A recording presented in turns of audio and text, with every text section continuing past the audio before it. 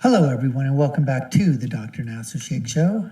I'm your host, Dr. Nasir, and what's on tap for today? Well, we got some video clips, folks. It's a great debate between Douglas Murray of the United Kingdom and a leftist, socialist, Marxist by the name of Flavia Kleiner from Switzerland.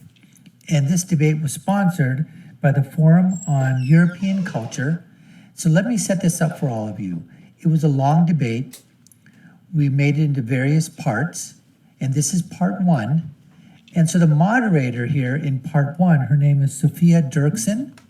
And what she's doing is she is basically introducing Flavia Kleiner. So part one is going to be about her getting an intro on Flavia Kleiner.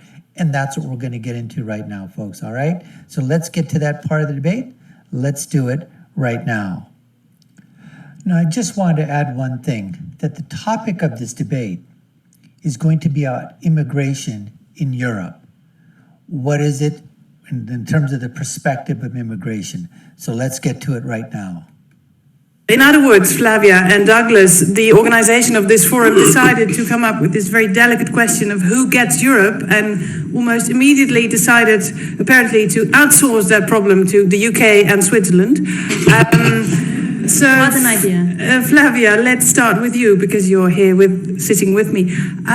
Coming from a non-EU country in the middle of our political union, can you describe us? What does it mean to feel European from a Swiss perspective? So good evening, everyone. First of all, I'm really glad to be here and to speak about Europe, to feel as a European here speaking about this question. Basically, I would say for me, Europe means freedom and opportunities, and that's something that we as a non-member of the European Union just profit as well from it, as well as many Europeans do. And so, yeah, that would be my short answer to your question. You are the founder of Operation Libero, a political movement aiming to formulate strategies to counter populist methods in Switzerland and throughout Europe. Your tagline is that you have successfully countered a number of populist initiatives and referenda by the Swiss People Party, the biggest party currently in Swiss still. What do you consider your biggest success looking back on those years? So, I mean, I have to start at the very moment where we founded this movement, and it was basically a kind of Brexit moment for us because Switzerland voted in 2014 on a Swiss popular initiative on whether we want to limit the number of people coming to Switzerland within the free movement of people agreement we have with the European Union. And it was accepted by a really close margin of 50.3%. Only 20,000 votes made the difference. So that was kind of the wake-up call for us young students who said, well, we don't want to live in a country which comes closer to kind of a free air museum than what we see Switzerland for a land of opportunity. So we basically stood up and said we want to fight back this vision of Switzerland. We want to promote our vision of an open humanitarian country, and a country which is eager to tackle actually the opportunities in this free Europe.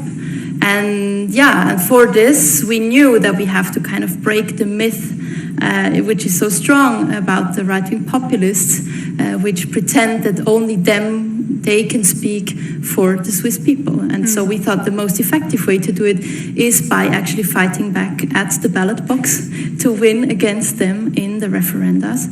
And we had to fight about, for example, the expulsion of criminal foreigners. That was one vote they came up with without actually respect. I'm just going to go ahead and stop here and just give my 2 cents worth. So you heard Operation Libero, right? I mean, I like the way the Europeans, pronounce the words, right? Liberal makes it sound so nice and so wonderful. But these are all virtue signaling white elitists like Flavia. And like she said, we just want to portray Switzerland as not a place where it's just completely, everything is, closed. We want it to be an open society, open border, open opportunities for the whole world. That's what we want. That's what the students want. And then they talked about where they were thinking of, and I'm not exactly sure exactly how this was formulated, but there was a referendum that any people that were in jail, they need to be sent back to the countries that they came from, because they did things against the law in Switzerland. And so these people were against it. Operation Libero and people like Flavia were saying, no, that's not right. These people should be let go into society, basically. I mean, that's sort of what their thinking was.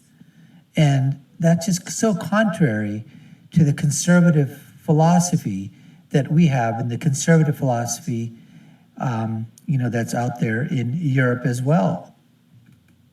The principles of rule of law in Switzerland, or one was on the abolition of public broadcasting, for example. So it was really fundamental questions about liberal institutions we found. So we stood up against that. On the tactics that you've used and developed over the years, we will speak about it later. For now, I was curious. I read in the Volkskrant this weekend, the Dutch newspaper had an interview with you, that you were surprised by your own successes. Why were you surprised?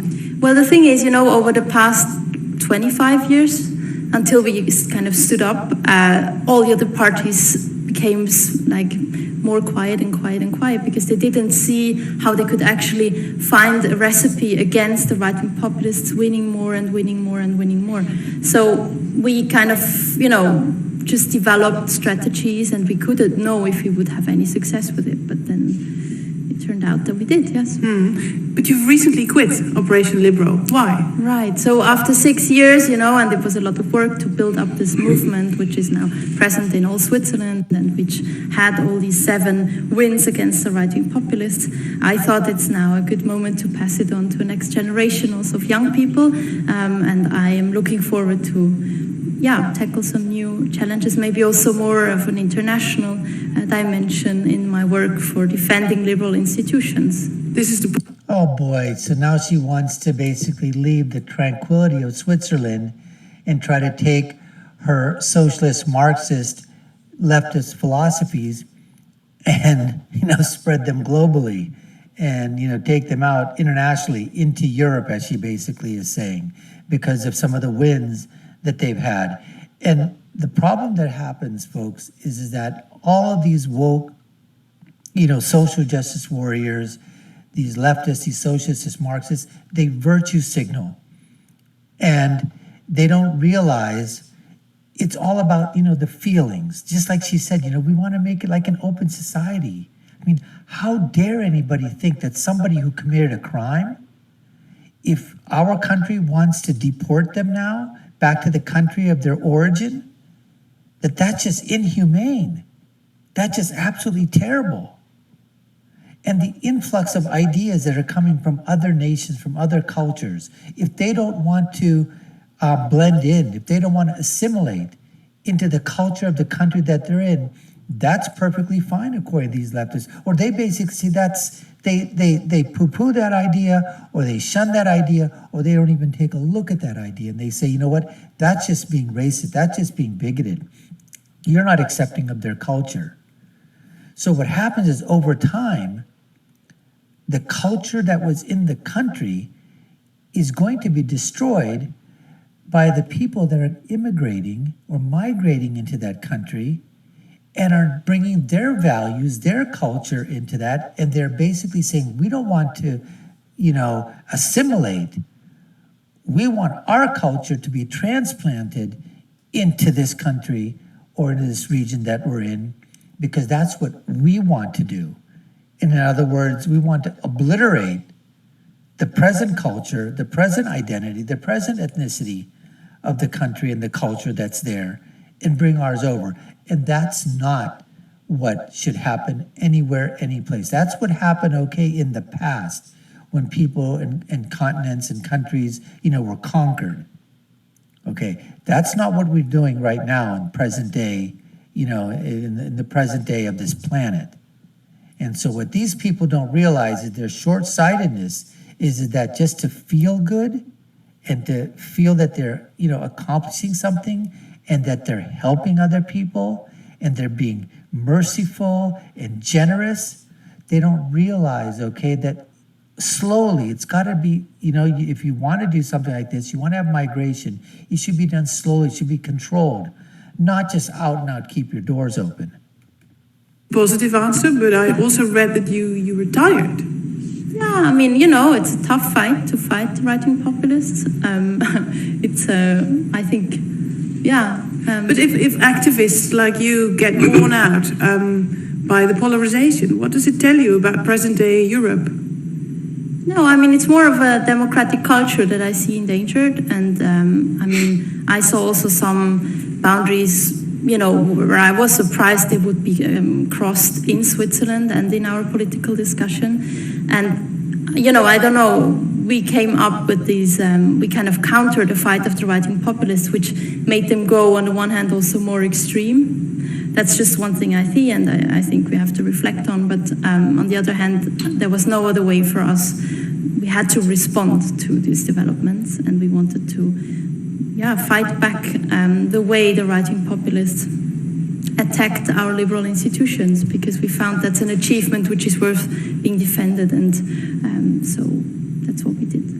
These liberal institutions are for you very elemental in European identity. You'll elaborate further on that in your speech that we're awaiting, your keynote speech that you'll be giving. But first, I want to switch to Douglas Murray for a... So she's going to switch over to Douglas Murray. That's going to be part 2. So look for that out there, okay? Look for the links and check out our video lists that are there.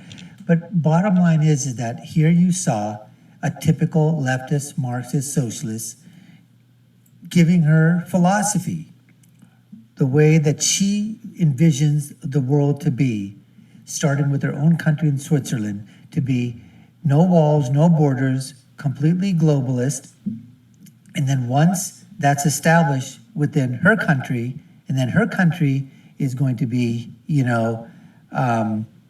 sort of, in my words, eventually, taken over, and the culture to be destroyed of what Swiss culture really is, because you're allowing other cultures from other countries to come in and not assimilate. They don't want to assimilate. They want to bring their culture and their identity, and they want to obliterate Swiss culture. They're just basically sticking their heads in their sand, heads in the sand, and not realizing what's happening. All they have to do is take a look at Europe. And that's exactly what Sophia was saying before, that this whole thing about is what is Europe? You're not a European nation. You're not part of the EU. But what does it mean to you to be European? And she wants to bring these leftist, socialist, Marxist ideas of open borders, open policies, globalism to not only Switzerland, but to everywhere else. Anyways, folks, we appreciate you taking the time to watch. You've been watching the Dr. Nasir Shaikh Show. I've been your host. My name is Dr. Nasir. If you haven't already done so, subscribe to the channel, hit that notification bell, like, share, and follow us. Let us know what you think in the comments below, and check out our other videos here of the debate between Douglas Murray and Flavia Kleiner, all right? So I'll leave you with my final thought, which is, when you're right, you're right, and when you're left, you're wrong. We'll see you again next time, folks. Take care and stay safe.